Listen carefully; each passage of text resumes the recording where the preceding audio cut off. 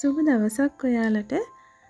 මං අද ඔයාලට කියලා දෙන්න හදන්නේ කාර්යබහුල අයටත් ඒ වගේම නිවෙස් වල ඉන්න ගෘහිණියන්ටත් ඉක්මනින්ම උයා ගන්න පුළුවන් රස රහස් කීපයක් ගැනයි. ගොඩ දෙනෙක්ට උයන්න කම්මැලිකමක් දැනුණට අපි හරියට ඕගනයිස් වෙලා ඉන්නවනම් අපිට හරියට ඒ ක්‍රම ටික දන්නවනම් උයන එක මහ දෙයක් නෙමෙයි. ඉතින් ඒවා සම්බන්ධයෙන් අපි වැදගත් කරුණු කීපයක් දැනගෙන ඉන්න ඕනේ. ඉතින් ලේසියෙන් පහසුවෙන් උයන්න මං ගන්න ප්‍රධානම ටිප් එක තමයි හැම වෙලේම මං ප්‍රෙෂර් කුකර් එක භාවිතා කරනවා. ප්‍රෙෂර් කුකර් එක එදිනෙදා උයන පියන වැඩවලට ගොඩාක් අපිට ප්‍රයෝජනවත් වෙනවා. ඒකෙන් අපේ කාලයත් ගෑස් දෙකම ඉතුරු කරගන්න පුළුවන්. ගොඩක් අය ප්‍රෙෂර් කුකර් එක තිබ්බට භාවිතා කරන්නේ නැහැ. මොනතරම් ප්‍රයෝජන අපිට තියෙනවද කියලා ඒක භාවිතා කරන අය දන්නවා. කඩල, කව්පි, බඩ ඉරිඟු වගේ ධාන්‍ය වර්ග විතරක් නෙවෙයි, බත්, කිරිබත්, අලකරියක්, වට්ටක්ක කරියක්, මස් මාළු පවා අපිට මේකෙන් උයා ගන්න පුළුවන්. ඊළඟ ටිප් එක තමයි ගෑස් කුකර් එක ක්ලීන් කරන්න බේකින් සෝඩායි විනාගිරි භාවිතා කිරීම. ඉතින් අපි උයලා ඉවරනාට පස්සේ ගෑස් ලිප පිරිසිදු කිරීම අනිවාර්ය දෙයක්. ඒක ඔයාලා දවසට එකපාරක්වත් අනිවාර්යෙන් කරන්න හිතාගන්න. එතකොට මේ ගෑස් කුකර් එකේ කල් පැවැත්මට ඒක ගොඩාක් බලපානවා. තුන්වෙනි ටිප් එක තමයි කල් තබා ගන්න පුළුවන් ආහාර එකවර හදලා ඔයාලට තියාගන්න පුළුවන්.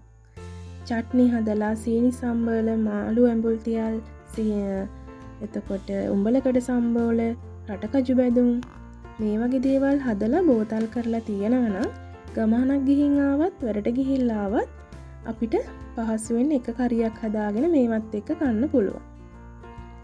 ඊළඟ ටිප් එක තමයි බත් උයා ගනිද්දිම අපිට රයිස් කුකර් එකේ තවත් ආහාර වර්ග පිස ගන්න පුළුවන්. ඒකේ ස්ටීමර් කොටසේ පිට්ටු හදන්න පුළුවන්, ඉන්දියාප තම්බ ගන්න පුළුවන්.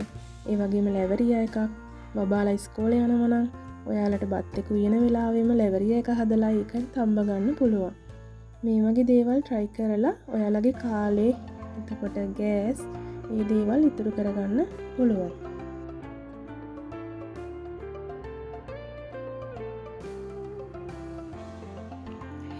ඊළඟ ටිප් එක තමයි කිරිතේ එකක් රසට හදාගන්න අපිට පුළුවන් වැනිලා සල්පයක් හරි එනසාල් කුඩු සල්පයක් හරි එකතු කරන්න.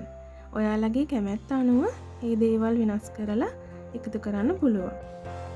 හැමදාම නිකන් හදලා බොනවට වඩා මෙහෙම වෙනසක් කරලා බලන්නකෝ රස කොහොමද කියලා.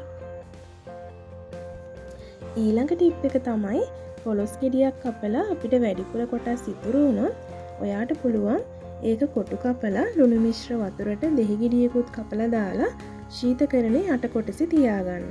අපිට මේ විදිහට සතියක් විතර මේ පොලොස් කෑලි ටික තියාගෙන පාවිච්චි කරන්න පුළුවන්. ඊළඟ ටිප් එක තමයි උයන්න කලින් අපි පෙර සූදානමක් තියා ගැනීම. උදේට උයන්න ඉන්නදී කලින් දවසේ රෑ පෑන් කරගන්න ඕනේ.